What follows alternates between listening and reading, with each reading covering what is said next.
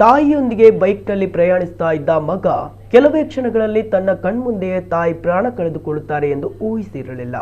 ಶ್ವಾನ ತನ್ನ ತಾಯಿಯ ಸಾವಿಗೆ ಕಾರಣವಾಗುತ್ತದೆ ಎಂದು ತಿಳಿದೇ ಇರಲಿಲ್ಲ.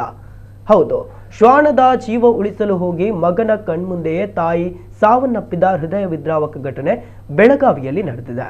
ಮಹಂತೇಶ ಅವರು ಬೈಕ್ನಲ್ಲಿ ತಾಯಿ ಶಾಂತವ್ವನನ್ನ ಹಿಂಬದಿಯಲ್ಲಿ ಕೂರಿಸಿಕೊಂಡು ತೆರಳುತ್ತಿದ್ದ ವೇಳೆ ಶ್ವಾನವೊಂದು ರಸ್ತೆಗೆ ಅಡ್ಡ ಬಂದಿದೆ. ಶ್ವಾನಕ್ಕೆ ಡಿಕ್ಕಿ ಹೊಡೆಯುವುದನ್ನು ತಪ್ಪಿಸಲು ಅವರು ತಕ್ಷಣ ಬ್ರೇಕ್ ಹಾಕಿದ್ದಾರೆ. ಈ ವೇಳೆ ಹಿಂಬದಿಯಲ್ಲಿ ಕುಳಿತಿದ್ದ ಶಾಂತವ್ವ ಅವರು ಆಯತಪ್ಪಿ ರಸ್ತೆಗೆ ಬಿದ್ದಿದ್ದಾರೆ.